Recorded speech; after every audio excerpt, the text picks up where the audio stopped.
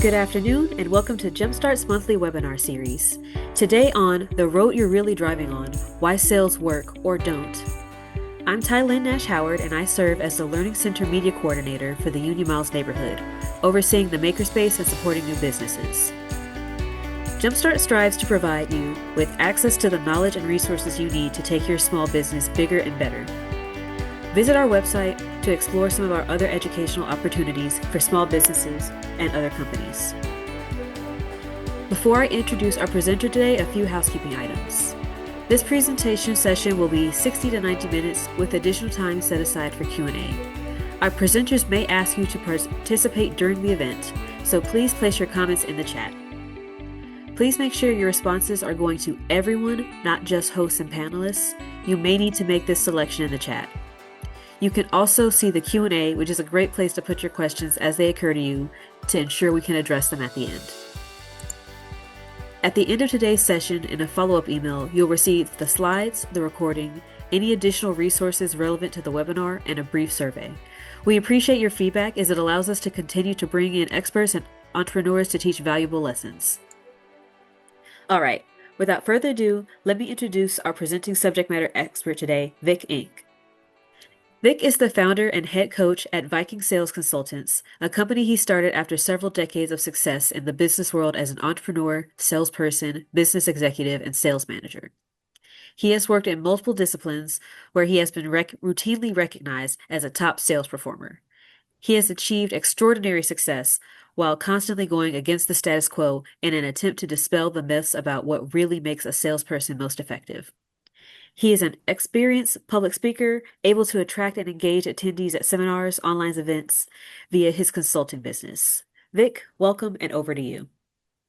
Well, I thank you, Tylynn, and I'm so flattered at that introduction that I'm pretty sure I wrote myself. Ha ha ha. But anyway, that's how it works in this business. So welcome, everyone.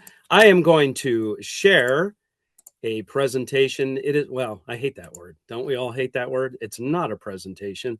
It's some images and pictures that will help guide our conversation. Tylynn, is it working? Can everybody see my logo? We can see your logo. Okay, that is the first slide. So as I said, welcome. What better way to spend lunch than talking about sales? So gather up your chicken nuggets, your grinders, your hoagies, your sensible salads, whatever. And behind me, in case you're wondering, there's a turntable. There's a whole bunch of records. This is also the headquarters for my record store, Viking Records, that I own. This is the operations center. So it serves a dual purpose. So in case you're wondering, we'll get that out of the way. But here's what I promise you in the next X amount of time. Some key takeaways, some down-to-earth stories, metaphors that may or may not get mixed, and a lot of analogies. I hope you'll have fun. But most importantly, my goal is to get you to see that sales, as magical as it seems, can be systemized no differently than any other part of your business. So let's go into our first analogy. I love music, clearly. It's magical. But once you've broken down songs and arrangements to their core parts, you see that there's a lot of science and systems going on. It's non-magical, technical aspects. Now, if it's done right, and the drum player plays their parts, and everybody follows the verse and the chorus and the bridge, it sounds like magic. But I'm sorry to say that it's all a system. So with that setup, you have a choice. And by the way, so do your clients. Do you want to go to the land of joy? Do you want to take your clients to the land of joy? Or do you want to live in the land of disappointment? As you can see, joy is systems and processes. Joy is scalable growth. Joy is less work and more success. But disappointment is staying in that mired in that world of chaos, winging it, having contacts that ghost you, and lost opportunities. So the simple question with a real loaded answer, where would you rather spend your time? So with that, I am going to talk at you, but I feed off energy. Tylynn, I know, is going to let me know if there's any questions, and I may or may not be able to respond because sometimes I'll say things like, hey, I'll get to that in a minute. But let's, don't be shy. Feel free to throw out anything. Otherwise, let's keep going. I do want to comment on the word sales. If that bothers you, okay. I like to call things what they are. But let's agree, sales is about connecting. It's somebody who already wants and needs something. It's not about convincing. It's about connecting that solution with that pain, with that want, with that need. And I bet all of you agree with that definition of sales. So why me? Why am I here talking to you? Well, I'm a pattern seeker. I know what my few short list of superpowers are, and I hope you know yours, but I see patterns, and I've been doing this a long time, and I see the same story play out over and over again. But from a practical standpoint, why me? I'm essentially on my fourth startup. The first two, same industry, same everything. As you can see, it was a slow grow that first time, 3.5 years to get to $3 million in annualized revenue. But the second time I did it in the same industry, same everything pretty much, 15 months, I got to 5 million. Who's going to complain about that? No one, absolutely no one. So what's the difference? Well, another analogy I'm going to use a lot, it's the driver. Me was the same, but the road that I was driving on was better. There was less traffic. There were less obstacles. And that is the key to what I'm trying to do here and share it with you today. So my third and fourth startup is my time here as a consultant. And I could be embarrassed, but I'm not easily embarrassed. So I'll just share. The first time that I was a consultant, my revenue was pretty sad. The second time, which I'm in now, I'm set to do 15 times the revenue that I did in the same time period the first time around. So here's a theme that I've seen throughout my career, and I see it with those of my clients. If I'd only known then what I know now. So I am here to help you avoid having to say that. I'm going to be the you that you need now so that you're not later needing the me that I could have been for you then. I don't know if that makes sense. But I also want to introduce how I do things. This looks like a whiteboard because anybody who's been in a session with me knows that another one of my superpowers, if you have something in your head, I'm going to get it out. I'm going to find it and we're going to splash it up on the whiteboard. So that's a motif that I use a lot, but it comes from my real life consultation sessions where we spend time together. And at the end of it, it can be a little exhausting, but your brains are splattered. Okay, sorry. Bad metaphor, up on the whiteboard for not for all to see, but for you to see. And that's the whole point. All right, let me keep moving. So this is purposely a blank slide because I'm going to tell you a story. I'm going to introduce some core concepts and I'm going to get you thinking, as I said, about sales in a different way. So similar to the analogy of a driver on a road, think of things in terms of upstream or downstream. And I'll come back to that in a second. But I get asked by a lot of customers and prospective customers to help them with what I can see are downstream sales problems. Here's some examples. Hey, Vic, I keep getting ghosted. Hey, Vic, I'm being told by people who should have known better, hey, I didn't know you could do that. And they went and bought from somebody else.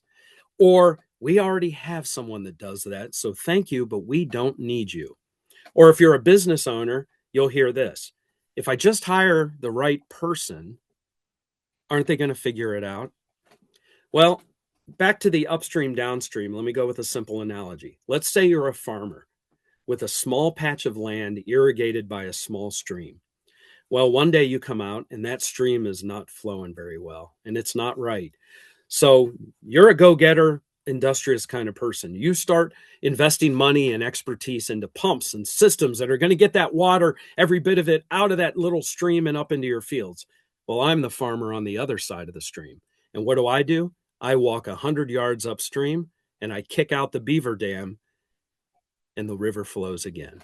So upstream solutions will fix a plethora of downstream problems. So another way to look at it, again, is back to the road analogy. If you want to get somewhere fast, you can hire a great driver or you can buy a high performance vehicle. You may want to do both of those things anyway. But if all you're going to do is sit in traffic like everyone else, then the problem was never the driver. It was the road. All right. So my story, I'm going to start by telling you this. Look at what I've become, but I never wanted to even be a salesperson. Admittedly, I like music. I thought I was going to be a rock star. Things didn't work out quite well. But I went to college. While I was doing it, I worked at a CD store, retail. In the evenings, I performed, wrote songs, played in bands. Along the way, I married the love of my life, 30 years in. And when we had our first child on the way, I knew it was time for me to cut my hair and get a real job. I landed in the temporary staffing industry. So the first day they said, "Hey, there's Andrea," I think was her name. "She's going to get you up to speed, but this is her last week and she's out of here." So there I was in an underperforming office by myself, and I quickly encountered my first sales trainers. Number one type is those people who teach you what they were taught without ever testing it. Now let that sink in, because we all encounter these people. "Hey, if you just do this, have you ever asked why? Have you ever asked if it works?" A lot of people don't. But every industry that I've spent time in and consulted with has these, "Well, this is the way we all do it." Well, why are you doing that? And we all probably get rankled by that phrase, "This is the way we've always done things." So that's sales trainer type number one. Number two is that paid cheerleader. And the less said about them, the better. We've all been to those seminars where they get you fired up, but if you don't have a clear action plan afterwards, what good is it? So because I'm paranoid, Tylin, I know you're muted, but everything going well? We good? Sound-wise? Visuals? You sound good. We are looking at a blank screen. That is on purpose so that I can be the center of attention for a moment. So Alrighty. Thank you. Okay. I mean, who doesn't want to be the center of attention? Well, most of us. All right. So anyway, that first type of sales trainer sitting in that office said, "Hey, Vic, anyone can be a prospective customer. Go knock on any door, ask for the hiring manager, ask them if you can help them with their hardest to fill position." This is the staffing industry, "and get your foot in the door." I've learned the hard way and the slow way that everything about that advice was wrong if you want to create a scalable and successful business, because that will work the slow way. But if you want results quickly, everything about that was wrong. And we're going to break it down. So why? I didn't know it then, but this is the root of it all. So I'm back to a visual screen. And for those who maybe can't see it, I should read it. It says why sales fail. The three most common reasons. Number one, they were never going to be a client anyway. Number two, you're talking to the wrong point of contact. Or three, you didn't follow your own process. And if you don't know you have a process, well, then that makes it even harder for you to know you didn't follow it. So if you spend all your time knocking on doors, as I was told to do, it's eventually going to happen. As I said, it's going to be slow. But because I was doing number one and number two fundamentally wrong from the beginning, I was living in the land of disappointment, not the land of joy. So, of course, another reason sales fail, we should point this out, is due to a lack of confidence. Clients I take on are often saying things to me like, "I don't know how to sell. I don't want to sell. I'm not sure who to call or what to say." And if this sounds like you, then stay with me on this journey. But with clarity comes results. I tell my clients a lot, we're looking behind the curtain. We're going to pull the curtain aside and we're going to see how things work. And that's what we're doing here. So with that clarity will come results. When you know exactly what you do and who needs it, you can start to see your prospects from far away. And guess what? They glow in the dark. You'll be living your life, whether it's networking, servicing your customers, or just enjoying yourself. But you won't be able to miss those prospective customers when you start to clarify exactly what it is upstream that makes your business work. So what happens is, and I see this all the time, once clients start going down this path of clarity, they realize that they had a whole bunch of clients that were right there under their nose all along, and they were missing out. It's that easy. So I'll come back to this after I share some more of what I learned the hard way. So I already mentioned that a lot of my clients come to me complaining that they're being ghosted. So we don't have to do a show of hands. How many people here get ghosted? We all do from time to time. But I want to share with you that per the previous screen, and let me go back to that you're talking to the wrong contact for sure.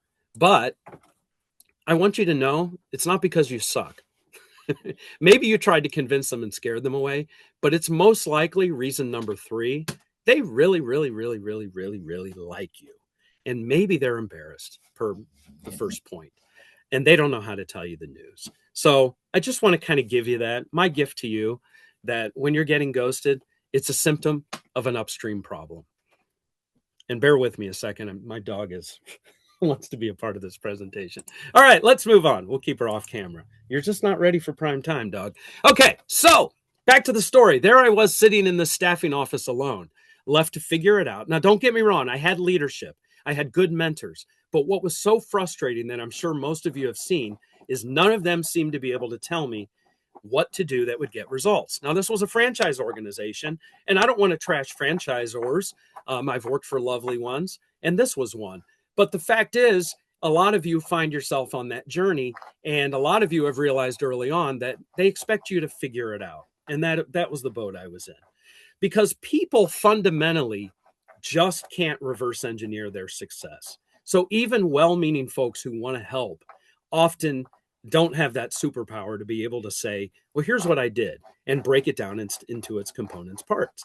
So what I did, not knowing at the time how I was wired, I started to reverse engineer. So I looked at where past business had come from for that organization and in that industry. I tried to find some pattern and create what you see in front of you on the screen. What was that focus? In this case, it was easy. It was companies already in the business of regularly using the service I had to offer. Let that sink in. I wasn't forced to do a concept sell to convince people to have to do something they didn't do before. The pattern I saw first and foremost is that all of them were already in the business of using the service that I had to offer. And in this case, again, it was temporary staffing. So they also all seemed to be in a similar industry. And without realizing it, I had the making of my focus. So if you take away anything from this meeting, please let this be one of them.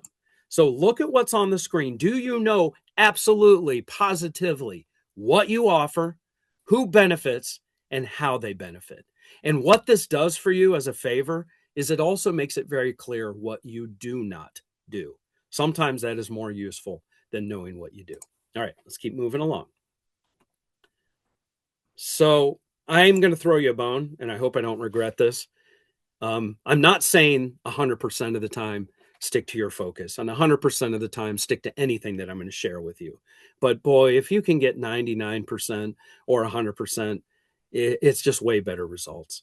But I'll give you the 80-20 rule. Now, you've heard the 80-20 rule. 20% of activities get you 80% of results. That's 100% true, and we talk about that a lot with my clients. But here I'm just talking about Vegas odds. Do you want to bet on the 80%, the sure thing, or do you want to bet on the 20%? So I think you know the answer. You'll find it's useful in sales to ask questions that you know the answer to, and so do they. All right, so that addresses the first part of what I was told. Remember the message. Hey, Vic, go pull on any door, blah, blah, blah. But then they said, go ask for the hiring manager. Well, I don't know about you, but the hiring manager is not a descriptor term that is going to get you to, say, the owner of a company or any other number of titles that carry what you see in front of you. I'm not going to go through this. I'm going to keep it simple. But the economic decision maker, somebody who writes checks in an organization, is a never go wrong opportunity. For sake of time, I'm not going to break through this, but there are clear definitions for what each of these are. And again, it's kind of like I was saying, once you know what your prospective customer looks like, they glow in the dark. Once you know what to look for, you will learn, and I teach my clients things to hear that will tell you where they're at in this ranking. And I'll give you a free one. You ready for this? Well, it's all free. I'll give you a fun one. Let's say that. If somebody tells you, hey, Vic, I just want you to know I make all the decisions here, that is a 100%, not 99%, 100% clear sign that they are not an economic decision maker. All right. So let's move on from there for sake of time, because again, I can elaborate, but I want to keep it moving. So the third part of what I was told, walk in the door, ask for the hiring manager, find out the hardest to fill position that they have. Now, not only does that contradict with the focus concept of knowing what you offer, because what if that's not what you offer? But it also creates a difficult job for yourself. So I know that a good methodology is get your seat at the table, get your foot in the door. These are noble concepts. But instead of asking for the hardest thing to do for a client, I learned eventually, and I'm not joking, to do everything that I'm going to talk about here, ending it with, now what's your easiest to fill position? Why don't we take a stab at that, and you'll get an idea of what it's like to work with me. Did that all the time. So, but it all started with this concept you see on the screen in front of you. So again, if there's a takeaway, this is one of them, the ping-pong method. It is a conversation of back and forth. And with my clients, they see me doing this. What I'm doing is I have my ping pong paddle and I am hitting the ball back and forth. And that ball that I hit across the table is a question. You control the dialogue that way. You are not evading answers. You're allowed to answer questions. But if you hold the ball and you talk and talk and talk, that's not a fun conversation, nor is it about them. You're making it about yourself. So ask questions. And when in doubt, channel your 4-year-old inner child that says simply, why? Ask the question why as much as you can and whenever you need to. Once I learned to do this, doors were opened for me. I engaged people in their favorite topic, themselves. So what it also does for you is to allow you to control the conversation. As I'll share later, when you're talking to your ideal client, you will already have a good idea of how they need you, but they won't have seen it yet. Questions bring clarity for you, but also for them. Okay. Now, how to get in front of someone. I know a lot of you think this. Get me in front of the right person, and I know that they'll like what I have to offer. So how do you get in front of them? Well, this is the 7 ways to reach a buyer. Now, to my marketing friends, please forgive me. I am a sales consultant. I am a sales coach. I am a salesperson. I do not undervalue marketing. So by lumping the entire universe of marketing under one way doesn't make sense, I know, to marketing folks. But in the sales world, that is a single way because we are here to sell. And as I think you can see, picking up the phone, sending some sort of message via text, LinkedIn, I'm going backwards here, an email, visiting in person, going to events and networking, or the best way, and there's a reason it's number one, is getting an introduction or a referral to somebody who already trusts your referral partner. That trust is transferred to you, and now you get what you wanted. Get me in front of them, and I know they'll like what I have to offer. So back to me sitting in that staffing office, slowly figuring it out.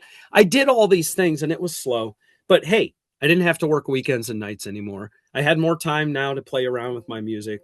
Still thought I'd be a rock star, I guess. Had a new baby at home. I was building a life. I was having fun, getting a paycheck that was growing week over week, but it was slow and clumsy. Everyone was happy with my progress, but why did it have to take so long? There had to be a better way.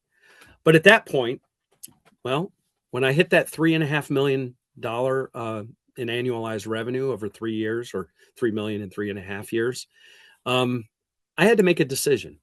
Here's a visual for you, because I quit that business and I left. Here's why. I share this concept a lot with my clients as I do what I say, hold the mirror up to people. I want them to see exactly what's going on and not undervalue or overvalue what's important to them. So on the one hand, you have instinct, but that also is emotion. That also is your joy, your happy place. On the other side is the data, the numbers, the dollars. They need to be in balance.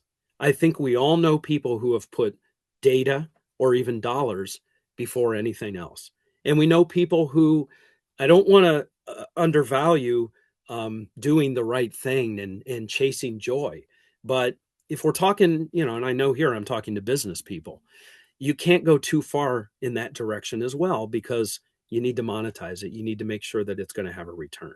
So the data was showing that in that job, I was proving to be pretty good at it, but I didn't like where the journey had taken me. And I left. I dropped it cold turkey. So blank screen again, as I talk at you for a little while. I went and worked for a franchisor organization. kind of on the other side of where I was at. It was a different industry completely. I wanted to learn something different. I wanted to escape. Yeah, I gave up, I guess. Let's just call it what it was. But again, if I'd known then what I know now. But what I found when I went into that job was more of the same, unfortunately. This time around, my job was to teach sales. And guess what? I became that sales trainer that I didn't want to be and didn't appreciate. I was the one who was teaching things to people without having done it myself per se, because I wasn't in that industry. So what it was is I worked for a great guy who ran the department that would bring the boot camp in for the franchise owners. This is an organization that valued actual growth from franchises. They made money off of, if you will, off of their growth, but they also got money by them signing up. And there was a figure it out concept that pervades a lot of business, as I think we all recognize. So each week there may have been 5 to 15 franchise owners, and it was a boot camp, or as I started to look at it, a one-room schoolhouse. So how was I going to do the best I could for them? And to put me into it, my challenge was not to be that kind of sales trainer. So I wanted to know what was best. So what I did was I facilitated that room. I learned a lot, and I made sure that they learned a lot. And what it was is, back to my analogy of the drivers in the road, there were great drivers in the room. There were adequate drivers in the room. But what I was helping everyone see is what was the road that was going to get them to where they needed to go. And in that room, we had people that were joining this franchise organization and had already crushed it, but they wanted to go to the next level. They wanted maybe better supplier pricing, to be part of a network. So they were joining into this franchise organization and bringing their book of business. While on the other end, you had people that were brand new and just starting out. I remember one person who parked their RV in the parking lot all week of that company and lived there because he had scraped together the franchise fee and he was going to make this work. And he did. That's another story. And I didn't have any part in that, but he figured it out. So anyway, I was trying to do the best I could to find them that road to drive on. But something happened. This is my story, so I'm going to bring it back to me. I worked hard. I learned. I became somebody that brought value. And what did I find myself saying? My new friends and old friends. I said, boy, if I'd have known then what I know now, maybe I would have been a better salesperson. Maybe I would have been a better business owner. Maybe I would have crushed it. So I did a weird thing and I went back into that business at the old company. But I did it differently. I did it as a salesperson and an employee because I had a Vic, personal are you there? challenge. Can you hear us? I am, yes. Did I disappear? You cut out for a second. Am I back? Yes. Okay. Where was I at in the story? How many seconds were lost?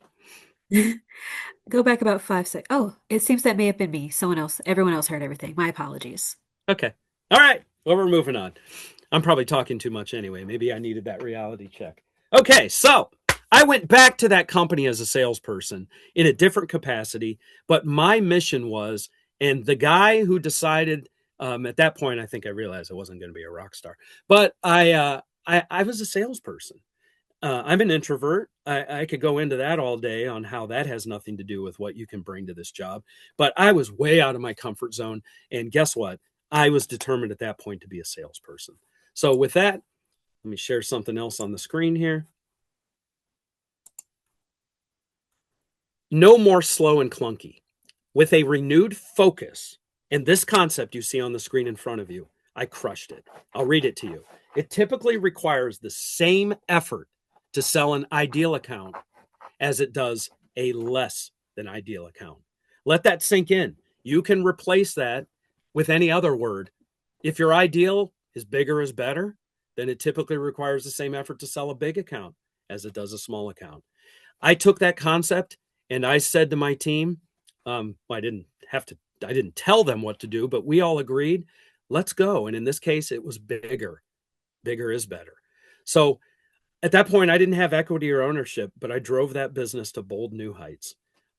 It started by landing. It took a little while, but a $10 million client at a time when that was almost the same as the entire revenue of the company. So how? I worked with my team. We focused on the biggest and the best. and we were uncompromising in that vision. As I said before, even if you don't know exactly what you're doing, and it pains me to say that because you should, but we knew what we weren't, and we knew who to say no to. And that is what made the difference. And I'll come back to this theme in a little bit. But that same month that we landed a $10 million account, we landed a $5 million account. Several months later after that, a $4 million account, $1 million account after another. You can do the math. We had found our focus and it was paying off. So much so that the company sold, changed ownership. It was bought by a $1 billion company. And I found myself now a cog in the wheel, happily so, working as one of 400 salespeople for a huge organization. I found myself for the first time in a world of systems, which is what I had been secretly building and didn't even know it. But it was also one of hedging bets. There was still that lowest common denominator and still a lot of figuring it out. Because when you're that big an organization, and not everybody can be the old IBM stories, if you've heard, where there was one way to do it. I think companies should aspire to that, but that's my opinion. The reality is not much do. So when I was in one of those organizations where there were systems, but it was more about accountability and KPIs. But that leads me to the next concept that I want you to get. There are traps. There is bait set for you everywhere you go. Sometimes you're going to fall for it out of desperation. And other times it's simply going to be the fact that you are compromising on what should be uncompromisable. If that's a word, I think it is, in saying yes to something that you knew you should have said no. So what was happening in the sales organization is they weren't assuming that everyone had a very good focus. They were out there selling to lots of different people and exploring things. And if you look at a big organization in its sales force as an army of ants out there scouting, that's what you want. Somebody's going to find a good idea and take it back to the nest and share it with the others. If that analogy works. Told you we're going to be crazy with analogies here. But the trap that company set for me that's worth sharing, and I love that company. I don't mean to pick on them, but they had sales contests. So it was incentives for you. Maybe it's incentives from vendors or anything designed to entice you for a particular path, using a certain supplier or a customer you wouldn't normally do business with. But in my case, it was things like they did this all the time. Go and land a client in an industry that you've never worked with before, or do something for them that you've never done for a client. And think about what that means. If you know what your focus is, what you do, who needs it, and how they benefit, then why would you break out of that? Well, if you're leading an army of ants, it's a good thing. You don't know where that pile of sugar is around the corner that an ant didn't see. But I knew exactly in my local region, in my office, and my team, what we were good at. So I wanted to share this concept. It comes up a lot. So I'm going to a blank screen again, because what happens next in my story? Well, I did what I did, and I was getting good at it, if I may say so. And I had a portfolio of $55 million as a salesperson. I was consistently number one or two in that company of 400 salespeople. And this was in an industry where the average business and office was $5 million. So I was crushing it. And my sales were supporting dozens of offices, hundreds, maybe thousands of employees. But guess what? If you're seeing a pattern, yeah, we're back to this instinct over data. I quit. I left at the top of my game. There were times that I regretted that through the years, but now I don't. But I did for a while because I threw a grenade into my own, business. I have a very understanding family, and we were doing good financially, and we had a little nest egg. But I now was a professional salesperson, and I set myself towards a challenge, knowing, by the way, a little bit of vision of what I wanted to become when I grew up, which is what you see before you. Still growing, still getting better. But I knew I couldn't do that if I was limited to one or two industries. So I challenged myself to go sell in as many crazy industries as I could. I went into disaster recovery and did that for a year. For the next 5 years or so, I sold across 3 or 4 industries at the same number of companies. I was fired from one of them, but I still learned a lot. And in my defense, hey, hitting a $900,000 goal when you should have done $1 million is still pretty good. But it was a bad economic year for everyone. So anyway, I also took a traveling sales job. and challenge myself in another way. Could I start to capture what I learned in a way that I could start to share with others? And that is what I did. The slide before you, if you can't see it, is a link to my book on Amazon. Selling is easy if you know the rules. And I wrote that book while I was on the road. And it isn't the book, the story that you have here in front of you. It isn't the same concepts. It was more of pure coaching. But I wanted to get on paper what I thought was working, what my secret sauce was. And I think it's a fine book. So there. But anyway, at that point, I see some comments there. So at that point, I felt that I was ready, because what does a book help you with? Well, it helps you start your own consulting business. And that's later in the story. There's one more detour first. I needed to have a pure startup. So along with an investor, for the first time, I took a big risk. I was the founder and president, and at the beginning, once again, the sole employee of a company. And that's the one that I shared at the beginning, that in 15 months got to over $5 million in annualized revenue. So here's an idea of what helped me really do that, knowing at that point what I should have known the first time. But check out this slide. Most people think, salespeople think, their job is to sell to as many people as possible. The more, the better. But the most successful salespeople, from what I've seen, are actually out there making their world smaller by building meaningful and lasting connections.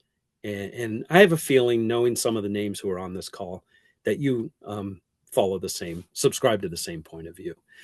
But I opened an office in a tertiary market, a new business, I should say, where there was plenty of competition, but also plenty of business.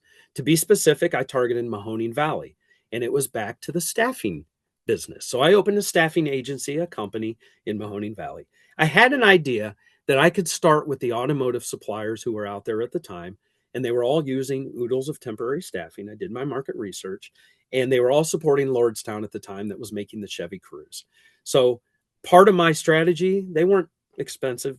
I bought myself a Chevy Cruze, and because to the best of my ability, I became one of them. And it worked. I made my world smaller by building meaningful connections within a risky but a very tight, focused market. I leaned on referral partners. Not to go into a tangent, but there's two types of direct sales. Maybe this isn't a tangent. There's two types of sales. Direct sales to a prospective client, or via referrals. So I sold plenty of business directly with the target audience of the automotive suppliers.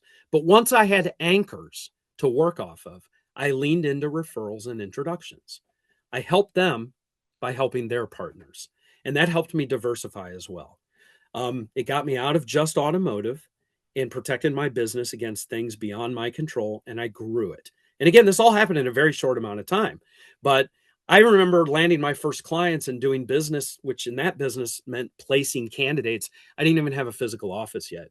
I was interviewing people at the Eaton Park across the street from where my office was being built. Because if you remember those restaurants with the little smiley face cookies, I hope they're still around, but it's not in my neighborhood anymore. And I'd buy some of those, and I would interview people and give them a cookie and say, my office is being built. I swear I'm legitimate. But in the meantime, go out to work at that company. So anyway, I made it happen. And then we got the office.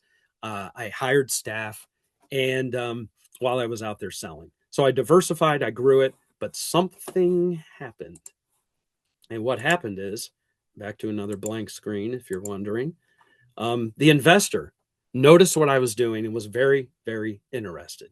You see, they invested in me because they also owned other staffing companies, many, in fact. And they said, I need you to come do for me over here what you did there. And I resisted, but I relented eventually. And it took me in a whole new place that really, without knowing it at the time, set the stage for where I'm going with all this. So I merged my company. They had said, keep your other company and let's just come work over here, but focus. Focus, that word can apply in many ways. And I knew that I couldn't, well, maybe I could have, but me back then could not have had my eye on two balls. I didn't know anything yet about EOS and pushing the levers from afar and managing the business. I was the business, right? We're all guilty of that. So in hindsight, it could have been done differently, but my solution was we're all in the same industry. Let's merge. So I merged my $5 million company with one of their $7 million companies that was doing the same thing, manufacturing, a lot of automotive, and we had a decent start and we grew. I joined them as director of sales. They offered me co-president, but who needs that type of silly arrangement? Let's just do what we do. And we grew and we grew. And as we got close to $20 million, it became clear that this was a case that where we were going required scalability. I was the sales department, but at that point, I needed to really start learning something new. Now, I'd been on the hiring end of salespeople throughout my career. When I was a traveling salesperson, I was a regional sales manager, hiring and firing salespeople all the time. But I don't know why it felt different this time. And I knew that I needed to do it right. And I know that sounds cold because, like, I know somebody, a business owner, who when I run into, I tease him, "Are you still ruining young salespeople's careers?" Because he's just churning and burning and hiring. And I know what maybe you're seeing is that it isn't the driver, it's the road. And he's wrecking these good drivers. But, that's his business. I didn't want to do that. So back to where I'm at in the story, we were a $20 million company at that point. It's larger than I'd ever been a leader of before. And it was part of an even larger company, as I described. We had marketing dollars, but it became clear, and this is important, where the delineation was between marketing and sales. There are all ways to get leads, but what are they? And I think this is worth defining clearly. For you, it matters who your market is. So in B2B sales, business to business sales, the rules as I've shared up till now all apply. But if you're in a business to consumer via e-commerce, then you need to market. And I should define what these are, but you need to market because selling to each of the million customers you want to land directly is not an option. But if you're selling business to consumer by way of referral partners, then we're back in the sales arena. So I'm sorry, I didn't define what this was. Marketing is your website. It's content on social media. It's a newsletter. But what they all are inherently, as powerful as they may be, is innately passive. They must react and respond to what you're putting out there. On the other end of the spectrum, branding and awareness. You may be the brand for your business, Steve Jobs, that sort of thing. Yes, some of you on here have that type of potential, if not already are, to be somebody who is known in your industry. That is branding and awareness. It's a great logo that tells a story. It's people being aware before they even see you and meet you that you exist. Okay. So it's hard for me to describe that because it's out of my realm. I live in that center channel of sales. That is direct. That doesn't require somebody to respond because you're going to shake an answer out of them one way or the other. Kind of back to the 7 ways to reach a prospect that I shared earlier. You call them, you talk to them, you get introduced to them. All right. So back to this. And again, then I'm going to get back to my story at that $20 million company ready to scale and hiring salespeople to do it. But if you are a business to consumer company, for example, selling through referral partners, I'll give you a story. So I have a friend who sells supplements and they said, "Vic, you don't understand. Anybody can be a potential customer." And they're not wrong because anybody could benefit from the supplements that they sell. But how do they go to market? E-commerce, that's business to consumer. That's not for me to talk about. But if they want to land in a store, their products in a store, or they want it in a retail, wellness store like GNC, or if they want it in fitness centers, then they are selling to a real individual person who has the power, or maybe it's a group of people, to position that product into that channel. That becomes no different than selling to a business because that's what you're doing. You're selling to, I don't know, GNC corporate or the franchise owners or whatever. We can slice and dice that, but that becomes sales. So I don't know if any of that made sense, but know what marketing is and what sales is. But at the end of the day, is it relying on them to respond? Then I'm just going to funnel that into marketing. All right. So let's move on. Okay. So I needed to hire a salesperson, but who? I needed them to be able to show up on day one and have a clear outline of what their job was. Let that sink in. We've all had new jobs, and you show up and you expect them to give you a desk and show you what you're going to be doing and to tell you, here's what we do here at this company and here's what your job is. But do you know how many salespeople show up and they're just kind of expected to figure it out? Hey, you've done sales before. Go do sales, whatever that is. We wouldn't tolerate that in any other job or department of a company. But why do we consistently do that for sales? And I'm not saying all of you do, but I'm sharing with you the patterns I see. So here's how I visualize it in my road and driver analogy. Because won't the right salesperson just figure it out? So let's say you hire a good driver and you've given them good road conditions. Well, then, yeah, good for you. They're going to drive that path as you expect them to. But guess what? If you have good roads, you could hire an adequate driver. You could even hire a poor driver, and they're going to make it happen. Because on the other side of it is hire the best driver, as I said before, but they're sitting in traffic. They're detours, construction, sitting behind a school bus. That doesn't matter what kind of driver they are. And that's on you as a business owner, you as an organization. And if you're a salesperson, you should expect that from your organization. And I work with a lot of salespeople one-on-one, pay me out of their pocket, to be crass about it. But I help them navigate the best they can with what they're given. But that good driver on a bad road is always going to get caught behind even the worst driver on a good road. And then, of course, you hire a bad driver and you have no system. What are we even talking about? It's crazy. So, all right, I hope that lands. I hope that makes sense because we're moving on. So, what I needed to do next, and this is following from focus into funnel. Again, focus is knowing what you do, who needs it, how they benefit. But funnel, we all know the sales term, but in my definition, as you see on the screen, or if you don't see, I'll read it. Understanding how to strategically engage a prospect, guide them through the sales process to make selling easier, but for them, provide a better customer experience. We have all had that happen. It's that moment when the prospect or you as a consumer say, okay, what do you need me to do? Let's do this. That means that they have dropped through that funnel.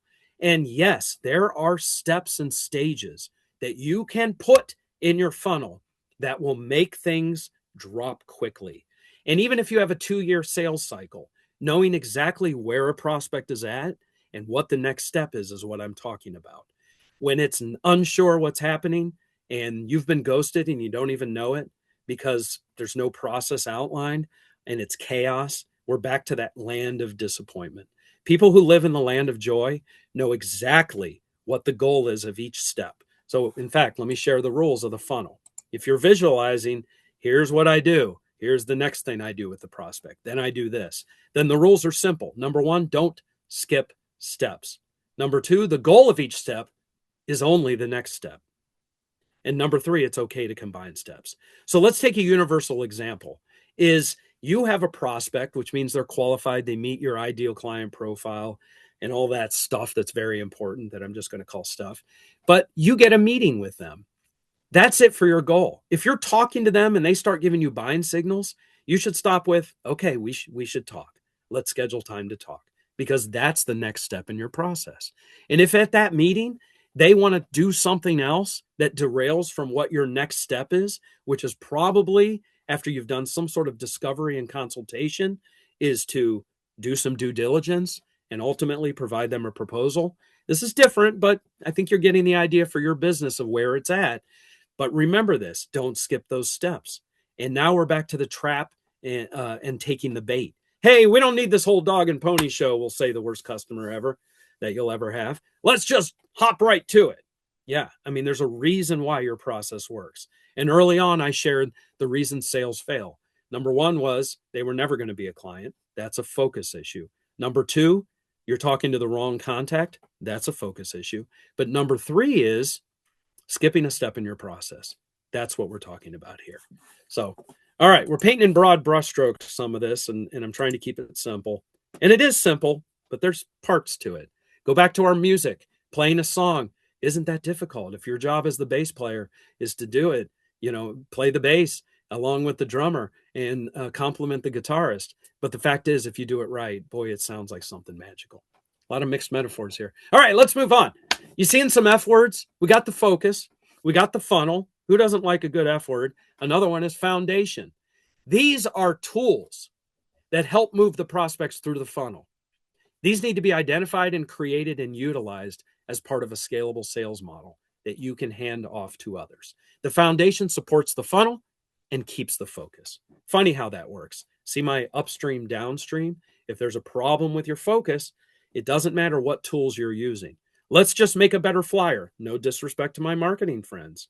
But if you don't know what it says or who the intended market is, what good is it going to do? All right. So back to me hiring people. So I had the idea of a process, and I had started to create tools because I was using them myself. So it became easy for me to hire somebody because on day one, that person, who, by the way, there's someone I'm thinking of, and they're on this call, and you may know who you are, and you're a great driver. And I like to think that I gave you a little bit of a great road, but you helped me make it better.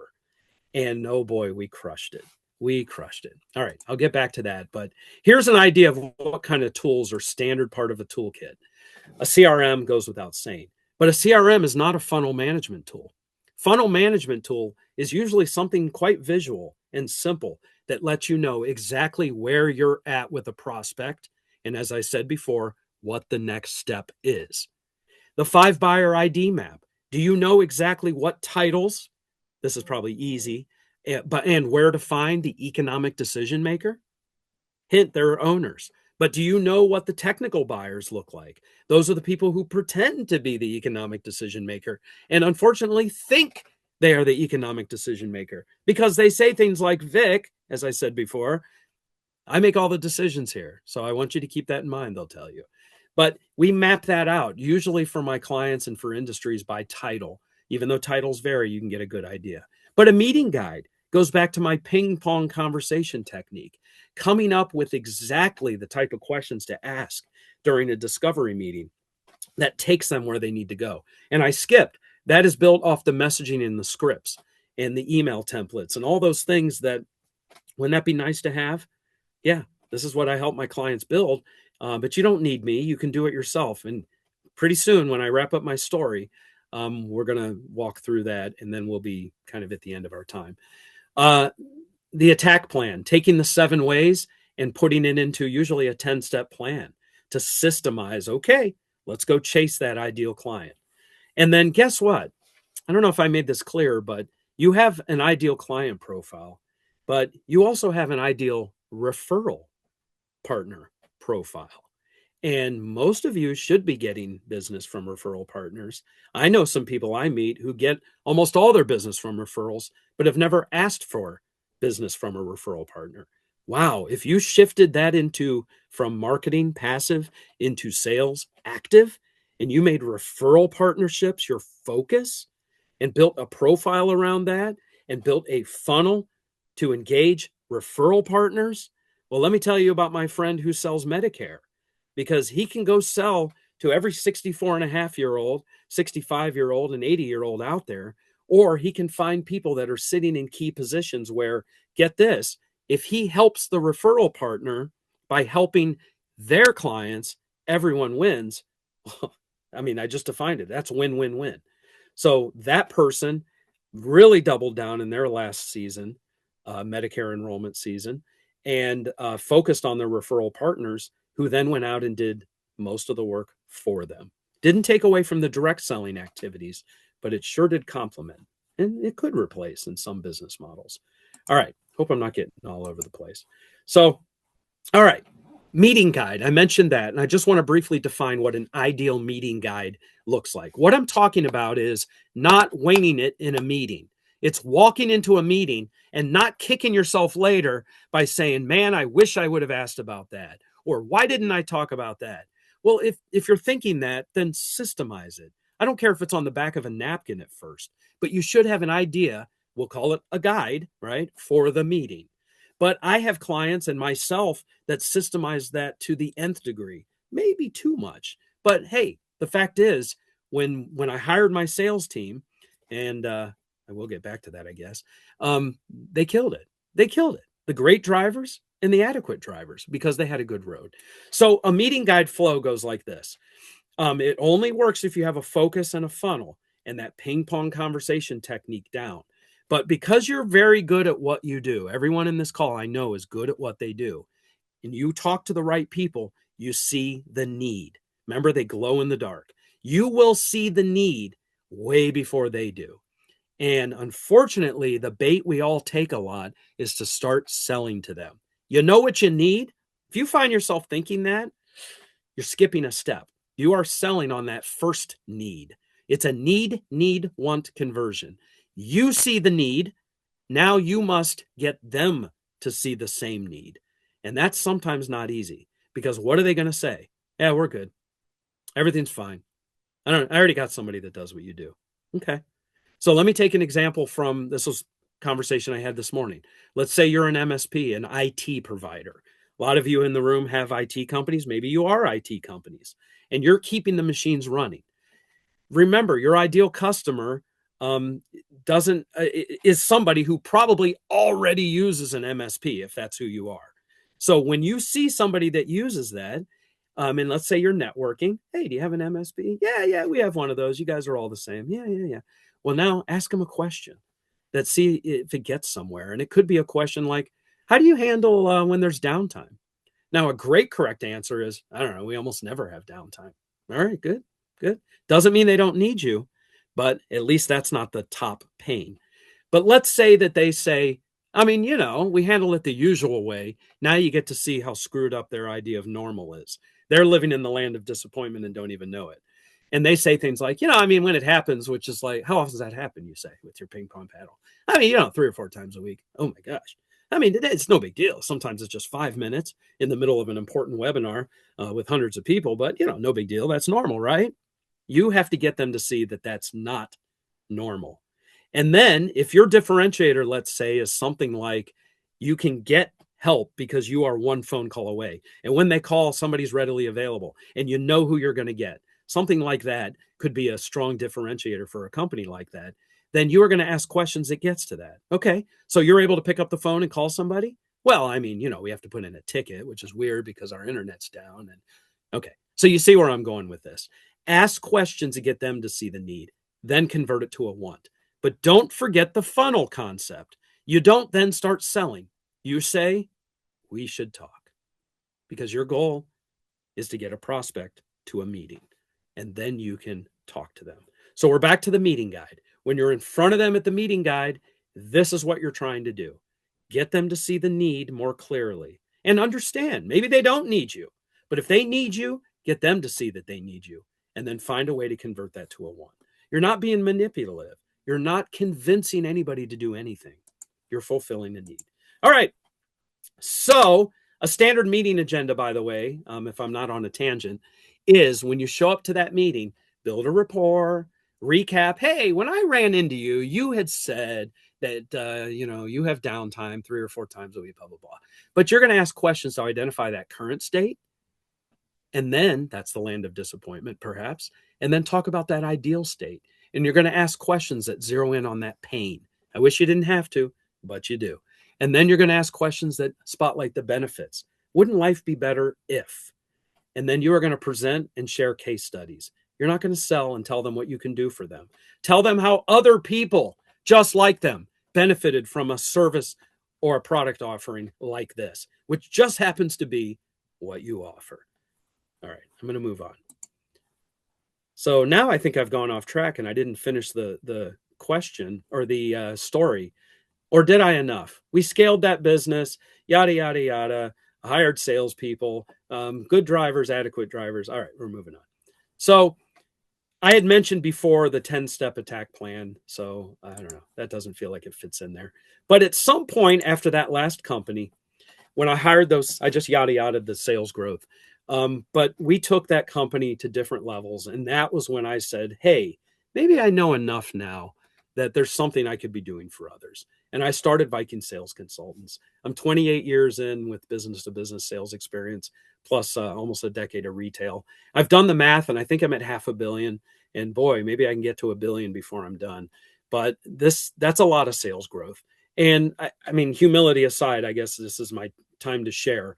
But the fact is, it isn't about me. I'm the guy who never wanted any of this. How did I do it? It's the system that I'm talking to you about. And this is the framework. So, as I've said twice already, I'm going to say a third time. If there is anything you take away from this, this is one of them.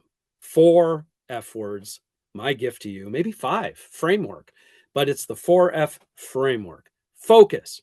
Do you know what you offer? Who can benefit? And how they benefit? Do you understand as a funnel concept how to engage that prospect, guide them through the sales process, provide a good customer experience to them by doing so? They're not going to feel sold to, and you're not convincing anybody of anything. Foundation. Do you have tools that allow it to be scalable? If there's founders on this call and you want to package that business to sell, or even if you're not a founder and I digress, but having that system in place, don't leave that area untapped. We have strong operations. We also have a sales system, and it has tools, and it has been systemized, and it works. Plug and play. And then 4th is that flexibility. Here's how flexibility looks. I added this during the pandemic. I think I referenced it when I had nothing but automotive clients for a minute, and it truly was just a minute. That was a flexibility issue. Anybody on this call who has 80%, or I will say even more than half of their business from one client, you have a flexibility issue. I have a client whose goal, this is kind of flexibility. They want to double the number of clients they have, and they don't have many. It's a small business, go from 10 clients to 20. But their goal right now is to fire their biggest client. So that's kind of a flexibility thing. And then what a great goal. Grow just enough to have the courage and ability to fire your client because they're terrible. They're awful. They're terrible, terrible, terrible. And then it'll be smooth sailing. So none of this 4F framework, by the way, constitutes a selling system. As I've said many times, it's not about convincing people. It's not about fixing those downstream problems. And it's not about a person sucking at sales. Even if a founder or a business owner doesn't want to do sales, it doesn't mean they can't, and they shouldn't, at least at the beginning. Pave the road. And it makes growing much, much easier and consistent and valuable when it's time to sell or transfer the business. So what benefits are there in having that sales system? Confidence.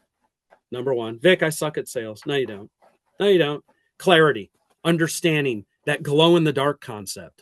That's a new concept for today. I don't know where I got that from. But if you can see your prospects glowing in the dark and you're like, yeah, I see it now. Like when you buy a car and you thought nobody else had that car and now you see it all over the place on the roads you're driving.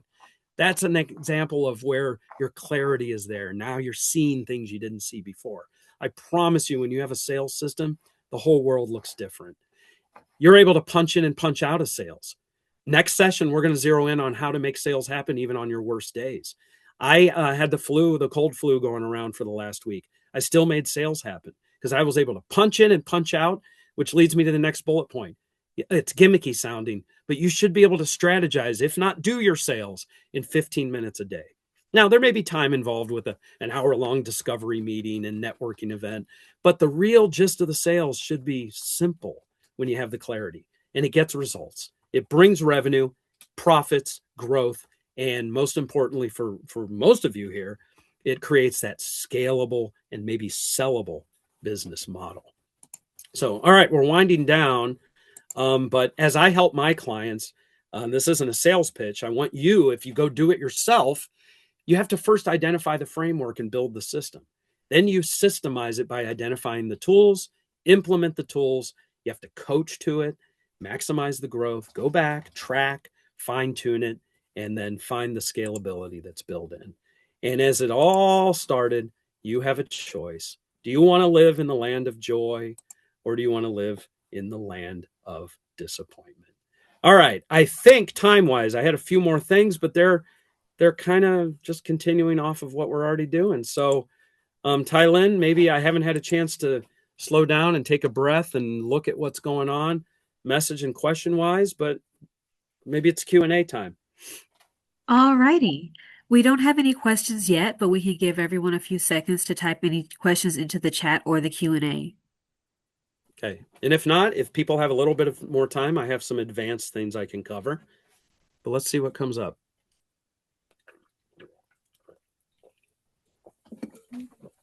Looks like we don't have anything, so I'd say you could keep going. Okay. All right. We'll do a little bit more. Did we all have a good lunch? Did we make healthy choices? Okay. So, all right. I'm going to elaborate a little bit on.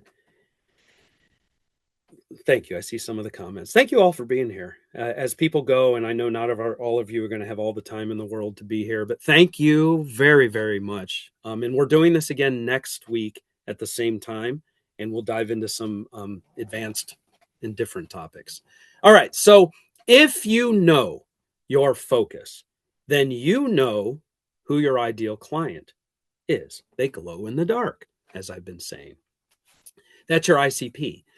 If you also know from that what your differentiators are and how you stand out, and let me pause on that, that's tough to reverse engineer sometimes because what you can't do is just lean on quality. Think about that because your differentiators should be something that they will not hear from your competition. And if they do, it isn't truthful. So saying that we provide quality something, that's a tough one. Well, let me meet with you and prove it to you. I promise you, you can make it easier than that. And how you make it easier than that is finding those differentiators that no one else can say. And I'll give you a hint.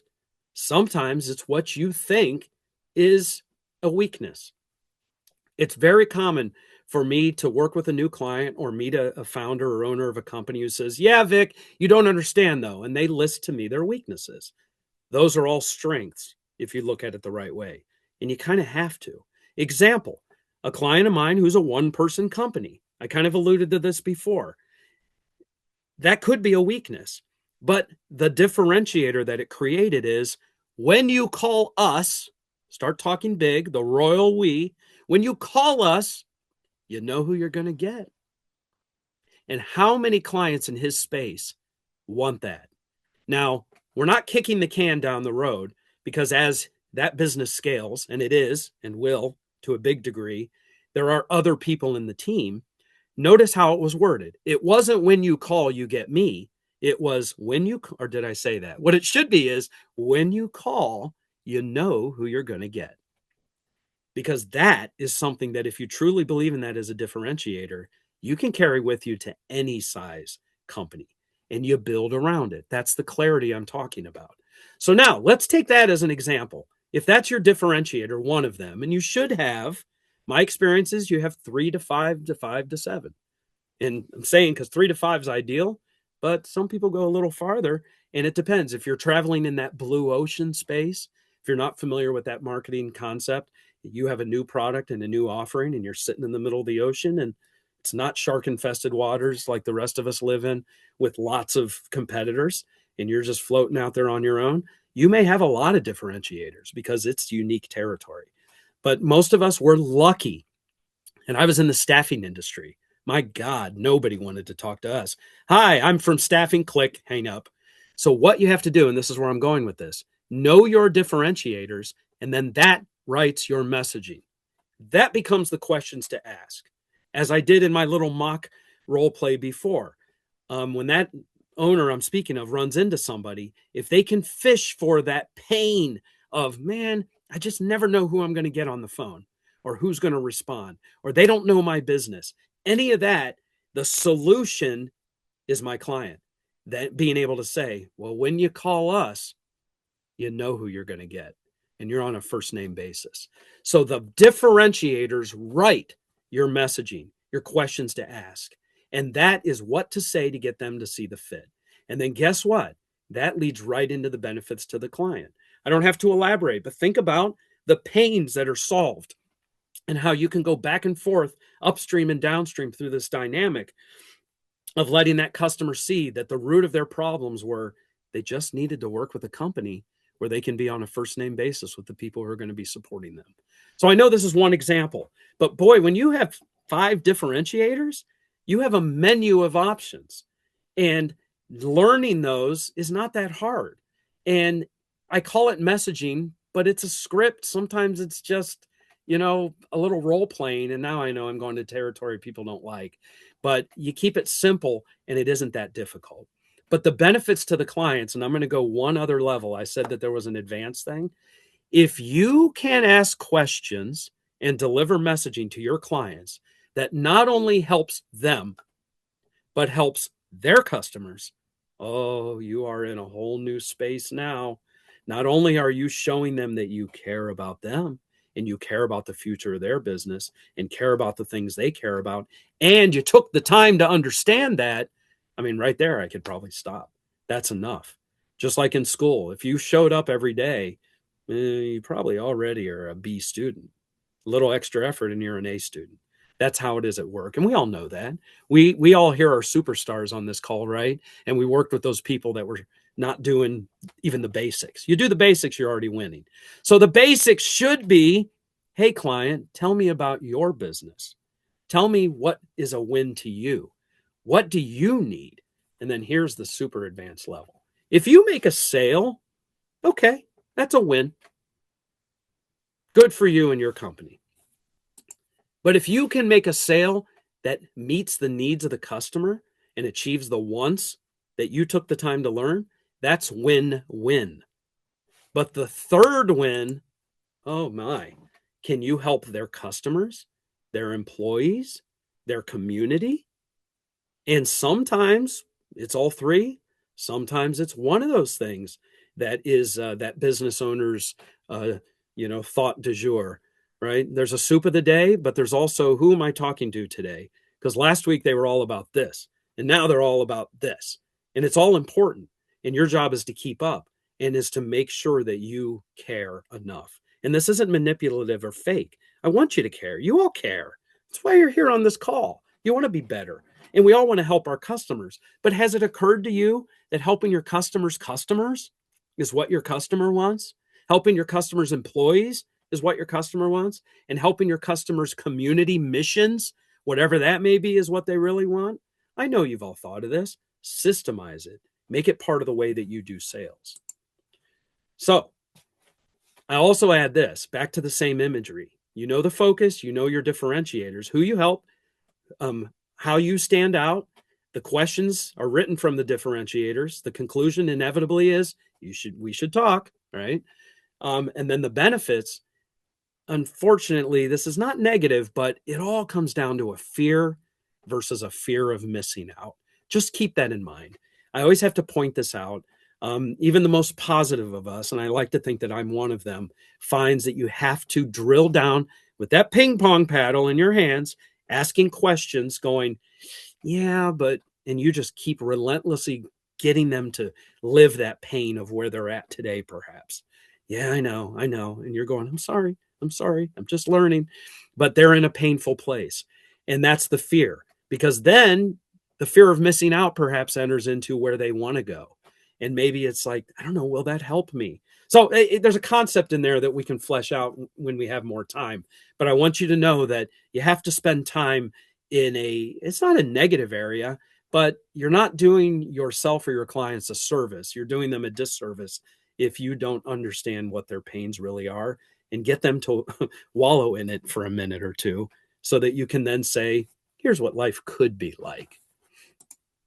All right. I think truly that is all I have now prepared for this session, Tylin. So if truly there are no questions, then my gosh, I think maybe I knocked it out of the park. And I see 38 people hung on. So thank you. Either you all muted me and you did other things, or I got you. So I don't mean I got you. I mean, I captured your interest. Thank you so much. All right, Tylin, back to you. Is there questions? Is there anything in the chat? All righty. It doesn't look like there are any questions. Everyone's saying it was pretty informative. I think you did a good job. Okay. I can sleep at night knowing that. So, will I see you all again next week? The next step in my webinar funnel is to have you all here again, because I promise you more takeaways, and we're going to expand a little bit on this. So you don't need to all answer at once, but come join us again I'll be here, and I hope you are too. And bring a friend. Alrighty, I'll close this out then. All right, coming up, we always have more webinars coming up on the third Wednesday of every month, as well as our next webinar in this series on January 21st, discussing transforming sales from something reactive into something reliable. These details will be published soon at jumpstartinc.org/events. At the end of today's session, in a follow-up email, you'll receive a brief survey. We appreciate your feedback as it allows us to bring in experts and entrepreneurs to teach valuable lessons. Thank you, Vic, and thank you everyone for joining us. Have a great day. Reach out directly if you need me. Bye.